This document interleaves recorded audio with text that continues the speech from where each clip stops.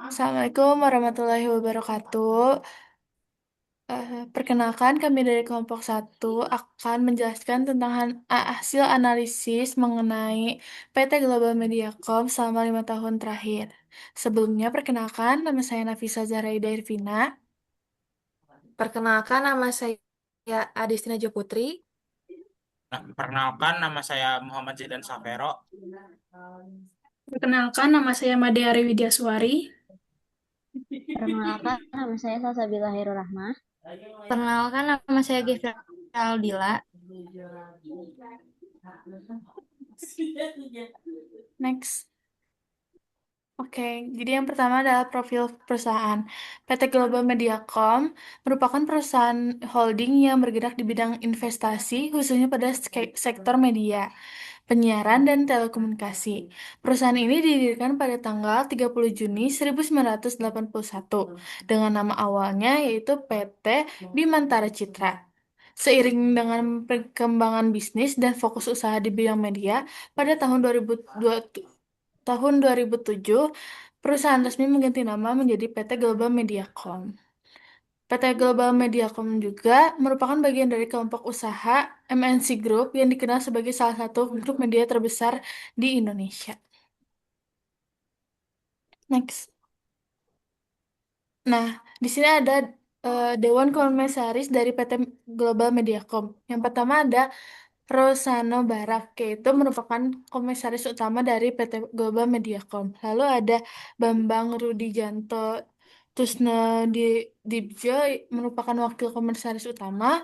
Ada Chang Longjang, merupakan komisaris.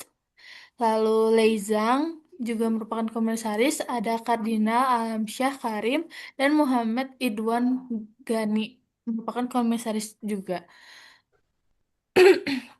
Lalu di sini ada direksi dari PT Global Mediacom. Yang pertama ada direktur utama yaitu Heri Tusnero Dibjo, lalu direkturnya ada Ruby Panjiatan, lalu ada Syafril Nasution, ada Christopro Horus Taufik, dan yang terakhir ada Indra Pujiastuti. Next. Nah, di sini ada afiliasi dan anak perusahaan dari PT Global Mediacom. Yang pertama ada GTV. GTV itu saluran televisi yang menayangkan beberapa tayangan di televisi. Lalu ada Star His, ada MNC Vision, MNC Play, dan Motion Play. Nah, ada beberapa anak perusahaan yang lain eh, yang ada di Global Mediacom. Next. Nah, yang kedua ada visi misi dan tujuan jangka panjang dari PT Global Mediacom. Yang pertama adalah visi. Visi dari PT Global Mediacom yaitu menjadikan grup perusahaan media yang terintegrasi, terkemuka melalui inovasi strategis, dan menyajikan konten berkualitas. Nah, evaluasinya yaitu dari visi tersebut masih terlihat umum dan belum spesifik pada digital serta belum terukur. Nah, rekomendasi perbaikannya yaitu perlu menambahkan fokus digital, inovasi, dan tujuan yang lebih jelas. Thanks. Lalu ada misi dari PT Global Medicom, yaitu ada 4. Yang pertama, menyajikan konten hiburan dan informasi bagi masyarakat. Lalu yang kedua, meningkatkan sinergi antar unit bisnis media. Lalu yang ketiga, mengembangkan platform media yang terintegrasi. Dan yang keempat, memberikan kontribusi bagi masyarakat. Nah, evaluasi dari visi ini yaitu masih umum dan belum menunjukkan strategi yang jelas yang lebih menjerumus bagi perusahaan tersebut. Rekomendasi perbaikannya itu perlu memperjelas dan fokus pada teknologi digital di era sekarang, lalu kualitas kontennya lebih diperbaiki, lebih inovasi atau lebih kreatif, lalu dan kebutuhan audiensnya gitu. Lalu next ada tujuan jangka panjang yaitu meningkatkan pertumbuhan bisnis, memperkuat posisi di industri media, dan mengembangkan platform digital. Nah, evaluasinya yaitu belum spesifik dan sulit diukur. Nah, rekomendasi perbaikannya yaitu perlu dibuat lebih struktur dengan target yang lebih jelas, misalnya pertumbuhan dan ekspansi digital.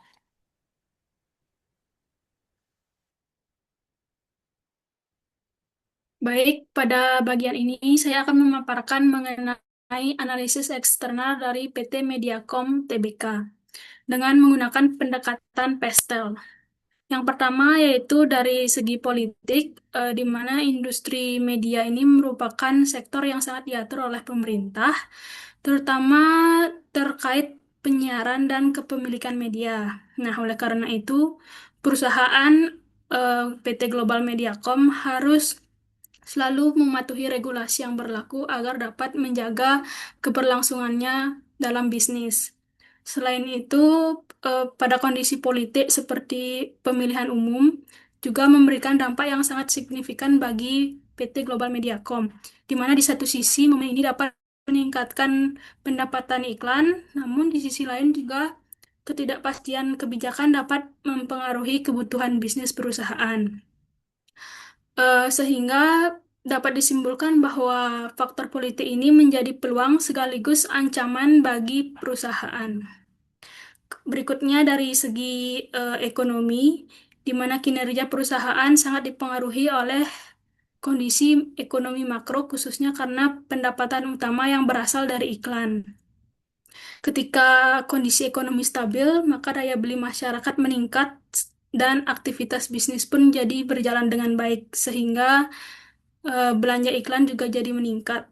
Namun, terdapat tantangan seperti inflasi, fluktuasi nilai tukar, dan suku bunga global yang dapat menekan anggaran iklan dari perusahaan klien.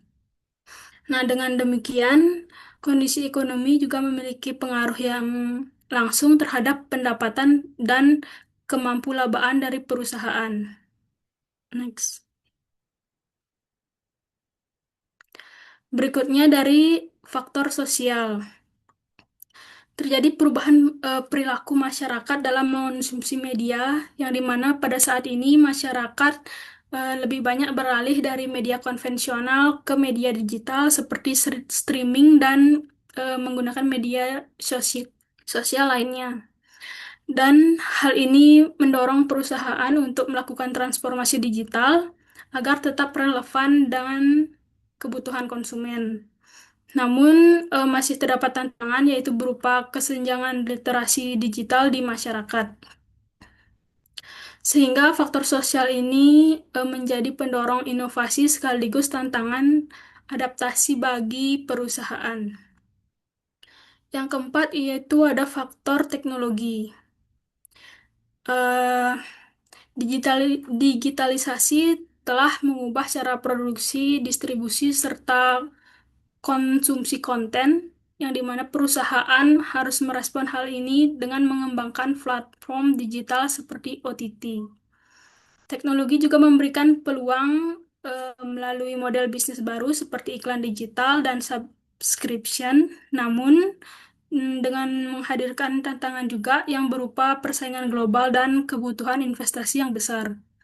Dengan demikian, kemampuan beradaptasi dengan teknologi menjadi kunci utama daya saing dari perusahaan. Baik, selanjutnya dari segi aspek lingkungan. Jadi seberapa penting aspek lingkungan bagi sebuah perusahaan media itu dapat dilihat dari cara mereka mengelola dampak operasionalnya terhadap ekosistem. PT Global Mediacom ini menganggap kepedulian terhadap lingkungan bukan hanya soal tanggung jawab sosial, tapi juga menjadi strategi untuk meningkatkan efisiensi bisnis. Berikut ada beberapa poin strategis yang dijalankan perusahaan untuk merespon isu lingkungan. Yang pertama yaitu transformasi digital sebagai strategi hijau. Jadi PT Global Mediacom ini secara konsisten melakukan digitalisasi konten melalui platform RCTI Plus dan juga Vision Plus untuk mengurangi ketergantungan pada infrastruktur fisik dan produksi media tradisional. Nah, strategi ini juga merupakan mitigasi risiko jangka panjang dalam selain mengikuti tren pasar, perusahaan juga berhasil memangkas biaya logistik yang berdampak pada pengurangan jejak karbon operasional. Kemudian ada efisiensi sumber daya operasional. Jadi berdasarkan sustainability report, perusahaan berfokus pada penghematan energi di studio dan kantor pusat untuk memitigasi emisi karbon dari perangkat penyiaran yang beroperasi selama 24 jam. Nah, hal ini tuh menunjukkan bahwa kesadaran perusahaan mengenai efisiensi energi itu tidak hanya berdampak baik pada lingkungan, tetapi juga meningkatkan margin keuntungan melalui penghematan biaya utilitas. Kemudian kesadaran sosial lingkungan melalui kekuatan media. Perusahaan ini memanfaatkan jangkauan 4 saluran TV besar untuk menyebarkan kampanye mengenai isu lingkungan sebagai bagian dari program CSR. Nah, dengan pangsa pemirsa yang dominan, PT Global Mediacom ini memiliki posisi strategis untuk membentuk opini publik sekaligus memperkuat citra positif di mata konsumen yang semakin peduli mengenai isu lingkungan. Next. Nah, jadi aspek hukum itu aturan yang menentukan aman atau tidaknya langkah bisnis sebuah perusahaan. Nah, PT Global Mediacom meyakini bahwa kepatuhan legal itu merupakan tameng utama agar operasional tidak terganggu oleh sengketa atau perubahan aturan yang secara tiba-tiba. Ini ada beberapa kepatuhan dan manajemen risiko hukum yang diterapkan oleh PT Global Mediacom. Yang pertama, kepatuhan regulasi penyiaran. Jadi PT Global Mediacom ini terlihat sangat disiplin mengikuti standar KPI dan proses transisi analog switch atau ASO yang diminta pemerintah lewat Undang-Undang Cipta Kerja. Nah, kepatuhan ini sangat krusial karena berhasil menjauhkan perusahaan dari risiko denda atau pencabutan izin siar yang bisa langsung mematikan sumber pendapatan utama mereka.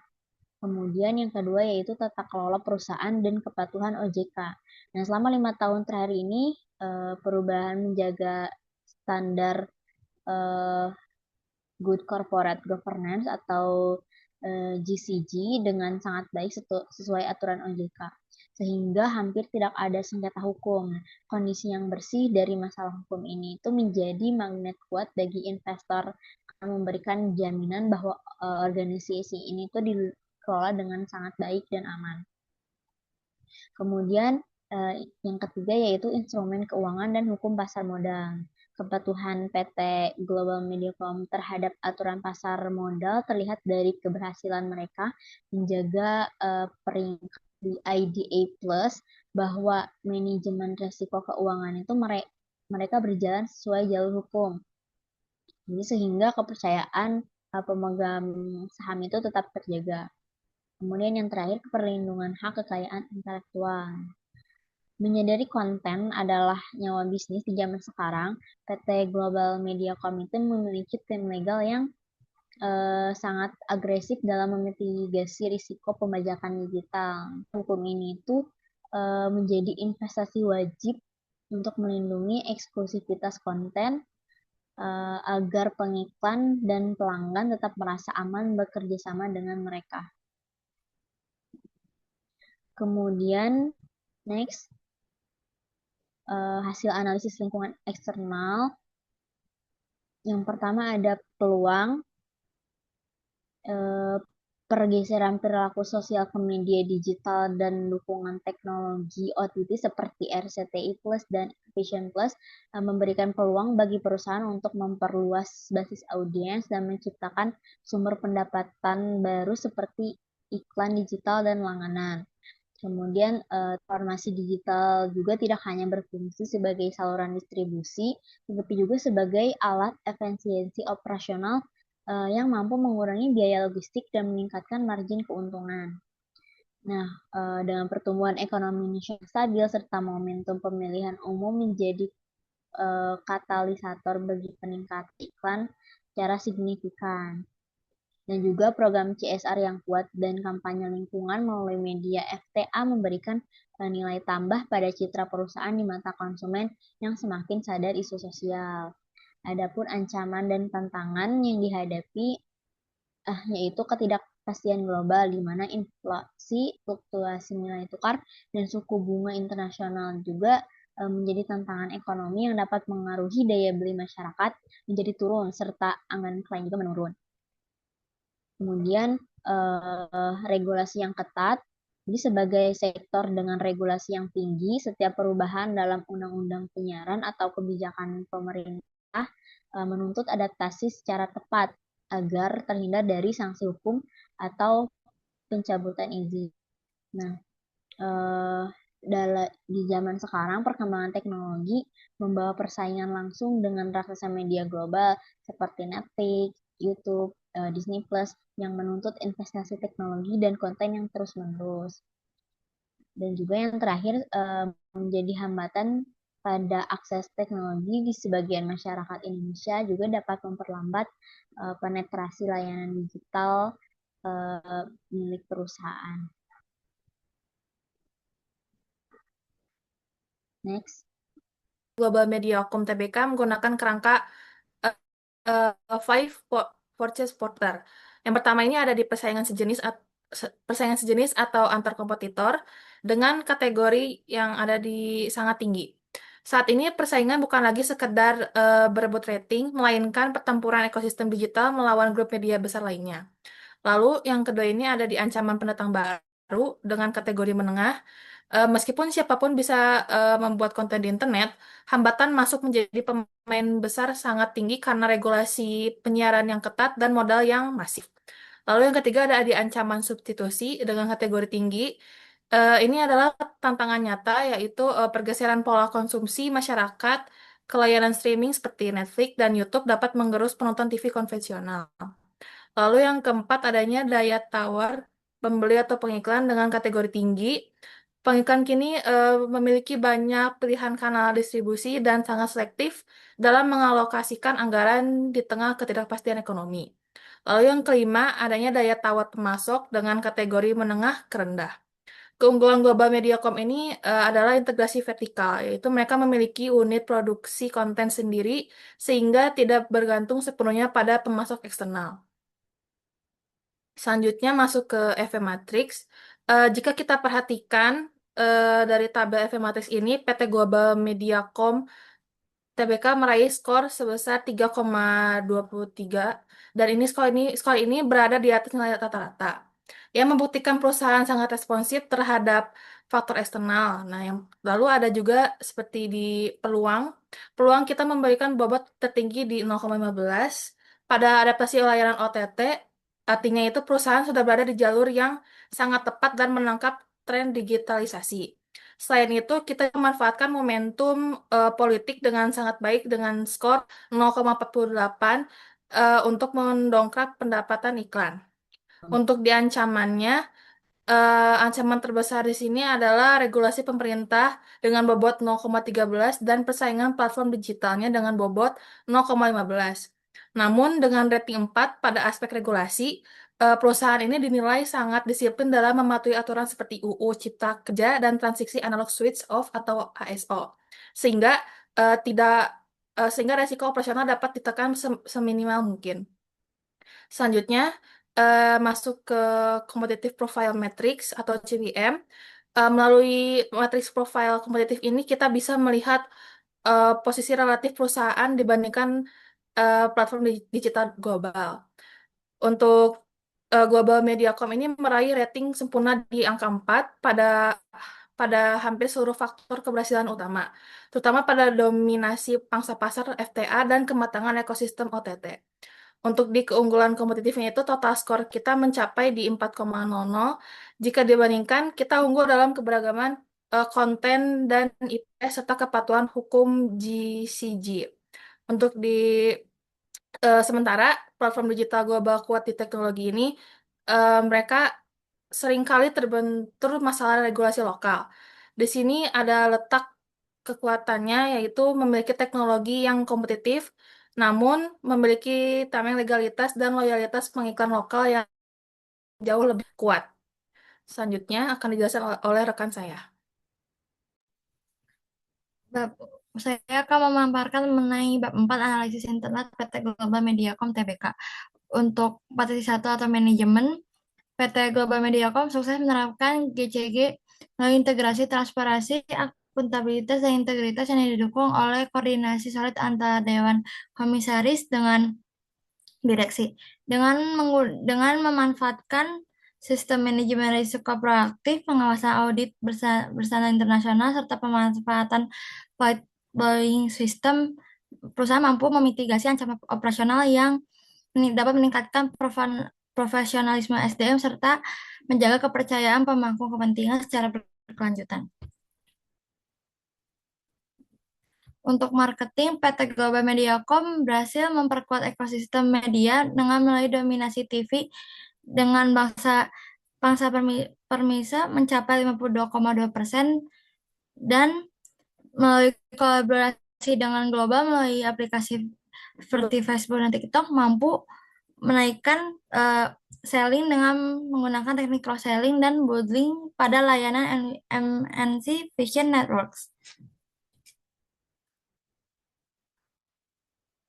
Untuk keuangan atau akuntansi, PT Global Mediacom berkomitmen untuk menjaga integritas laporan keuangan dengan mengikuti standar SLK di tengah dinamika pasar global, serta melalui pengelolaan permodalan yang aktif dan memperoleh peringkat kredit IDA Plus dari Pevindo, perusahaan mampu memperkuat likuiditas dan kepercayaan pasar hingga keberhasilan finansial ini juga dapat diimbangi dengan tanggung jawab pada laporan keberlanjutan.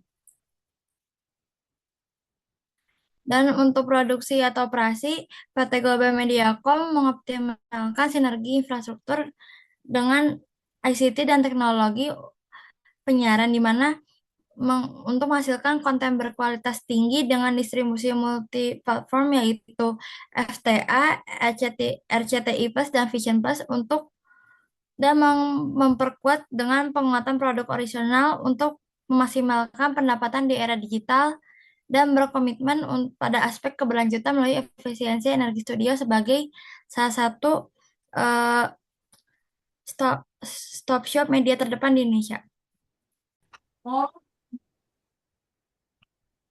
Penelitian dan pengembangan. PT Global Mediacom Tbk berfokus pada inovasi digital dan menghadapi disrupsi media. Perusahaan yang mengembangkan platform OTT seperti RCTI Plus dan Vision Plus untuk mengikuti perubahan perilaku konsumen ke arah digital. Selain itu, perusahaan juga menciptakan konten original berbasis data analitik agar lebih relevan dan kompetitif. Tantangannya adalah biaya teknologi yang tinggi dan kebutuhan inovasi yang berkelanjutan. Next. Selanjutnya sistem informasi manajemen atau SIM. SIM digunakan untuk mendukung pengambilan keputusan strategis dengan mengintegrasikan seluruh proses bisnis, data audiens, performa konten, dan iklan dianalisis untuk meningkatkan efektivitas strategi antar platform media dan juga meningkatkan efisiensi. Namun, perusahaan perlu memperhatikan keamanan data dan peningkatan kemampuan SDM di bidang IT. Next. Selanjutnya, analisis rantai nilai. Analisis rantai nilai pada PT Global Mediacom Tbk menunjukkan bagaimana perusahaan menciptakan nilai melalui setiap aktivitas bisnisnya, baik aktivitas utama maupun pendukung. Aktivitas utama ada inbound logistik atau pengumpulan ide konten, akuisisi hak siar, serta pengolahan sumber daya. Selanjutnya operation, proses produksi konten televisi digital yang didukung oleh teknologi penyiaran modern serta studio produksi yang terintegrasi. Ketiga ada outbound logistik, distribusi konten melalui berbagai saluran seperti TV, free to air, TV berbayar, dan juga platform digital OTT. Keempat ada marketing and sales. Strategi pemasaran berbasis ekosistem media yang memanfaatkan kekuatan jaringan televisi dan platform digital untuk menarik pengiklan. Kelima ada service. Menyediakan layanan kepada pelanggan dan pengiklan termasuk analisis performa iklan dan interaksi dengan audiens melalui platform digital. Next. Selanjutnya ada EV Matrix dengan skor skor skor total 3,16 dengan posisi yang kuat. Kekuatan utamanya dominasi TV free to air, ekosistem media terintegrasi, dan konten berkualitas, serta tata kelola perusahaan yang baik. Kelemahannya, ketergantungan pada iklan, biaya teknologi tinggi, serta transformasi digital belum merata, dan resiko pembajakan dan gap SDM. Kesimpulannya, perusahaan udah. Lalu di bab 5 ada strategi level kooperasi. Yang pertama, poin A yaitu growth strategy atau pertumbuhan berbasis peluang dan kekuatan. PT Global Mediacom perlu mengintegrasikan kekuatan internal seperti jaringan media, lalu kemampuan konten dengan peluang eksternal seperti transformasi digital. Untuk itu, perusahaan harus fokus pada ekspansi digital dengan mengembangkan platform over the top atau OTT, memperkuat distribusi konten digital, dan memanfaatkan ekosistem medianya. Perusahaan juga dapat meningkatkan pangsa pasar melalui kolaborasi strategi atau akuisisi perusahaan media digital. Lalu strategi ini bertujuan untuk mengatasi tantangan global dan memperkuat daya saing jangka panjang. Yang kedua ada stability strategi atau stabilitas berbasis kekuatan dan ancaman. Perusahaan harus menghadapi ketidakpastian ekonomi dan politik dengan strategi stabilitas, memanfaatkan kekuatan internal untuk mengatasi ancaman eksternal. PT Global Mediacom bisa mempertahankan bisnis inti di media konvensional dengan beradaptasi ke digital. Selain itu, efisiensi operasional dan kualitas konten harus dijaga untuk menjaga loyalitas audiens.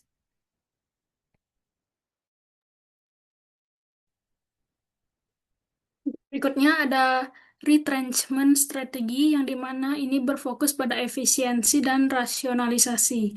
Strategi ini dilakukan untuk mengatasi kelemahan internal serta menghadapi ancaman dari eksternal seperti tingginya biaya teknologi dan persaingan global. Perusahaan dapat melakukan efisiensi biaya, restrukturisasi, serta fokus pada bisnis yang lebih produktif, di mana tujuannya untuk meningkatkan efisiensi dan menjaga keberlanjutan dari perusahaan. Berikutnya ada diversification strategi, yang dimana ini adalah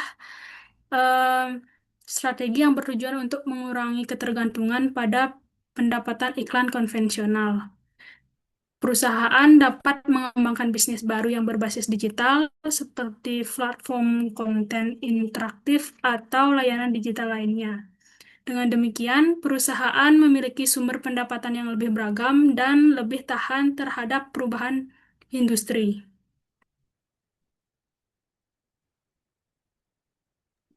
Next.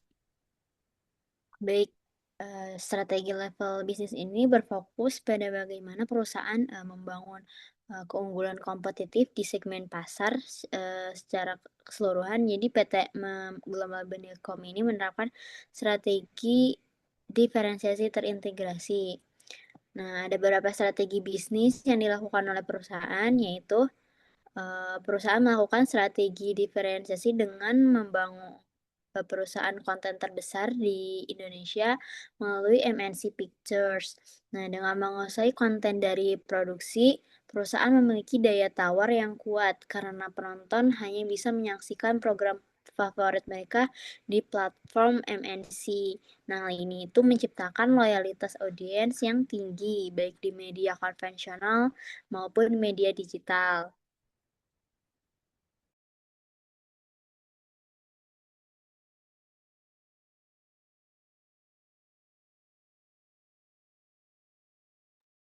Baik, untuk strategi level fungsional, strategi SDM atau Human Resource itu berfokus pada digitalisasi manajemen karyawan melalui sistem high-risk atau aplikasi My SL Service dan Jobs MNC fokus pada penciptaan tenaga boy. kerja. Ah, belum. Belum. Ini Belum beres gue. udah bagian gua.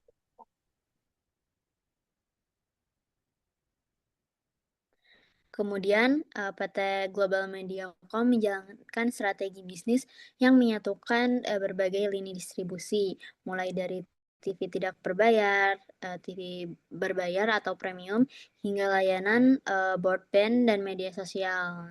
Sinergi ini memungkinkan perusahaan melakukan promosi silang, di mana konten yang diproduksi oleh satu unit itu akan didistribusikan secara efisien ke semua platform seperti RCTI Plus, Vision Plus, dan portal berita. Nah, kemudian selama beberapa tahun terakhir ini perusahaan semakin memperkuat strategi digital melalui pengembangan platform seperti RCTI Plus dan Vision Plus. Nah, jadi langkah ini tuh bukan sekedar mengikut tren, tetapi menjadi bagian dari upaya menciptakan keunggulan yang kompetitif dan berkelanjutan.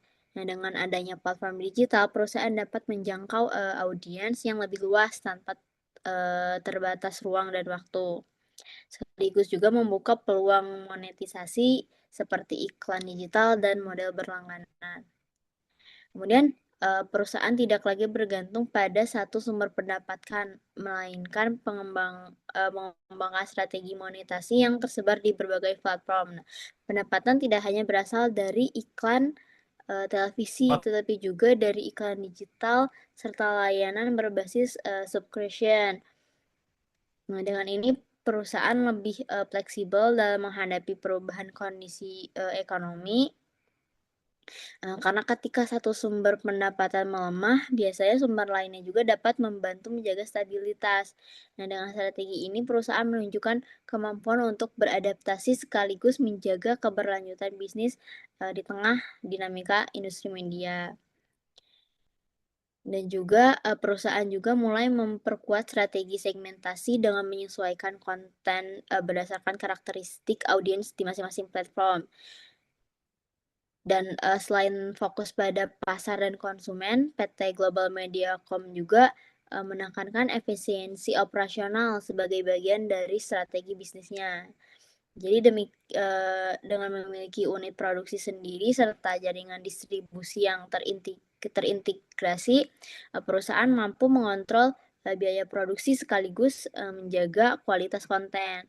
Nah, dengan integrasi ini, perusahaan dapat mempercepat proses distribusi dan memungkinkan pemanfaatan konten secara maksimal di berbagai platform.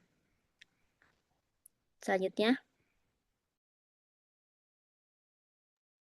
Baik, untuk strategi level fungsional, terdapat strategi SDM di mana berfokus pada digitalisasi manajemen karya melalui sistem high-risk, aplikasi My SL Service, dan Jobs MNC, lalu fokus pada penciptaan tenaga kerja profesional di bidang media dan teknologi, serta penguatan fungsi internal dan pengawasan ketat sesuai standar perusahaan.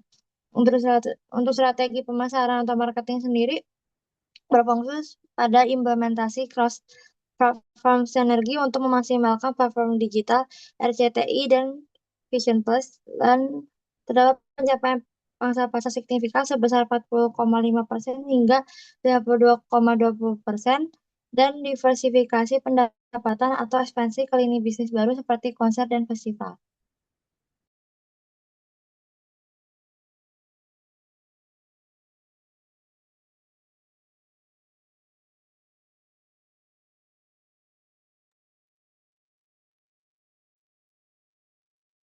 Kemudian ada strategi level fungsional, strategi keuangan dan akuntansi, disiplin finansial dan efisiensi biaya operasional untuk menjaga stabilitas dan arus kas, penggunaan instrumen suku ijarah dengan peringkat IDA dari Pevindo, optimalisasi struktur permodalan guna menjaga likuiditas dan kepercayaan investor, strategi produk atau operasi.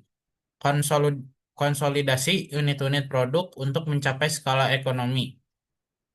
Peningkatkan peningkatan efisiensi melalui penyatuan unit dan produksi.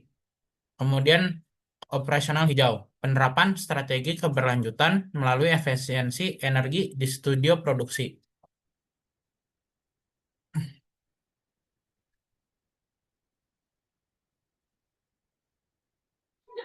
Udah ini teh. Ntar tadi pas bagian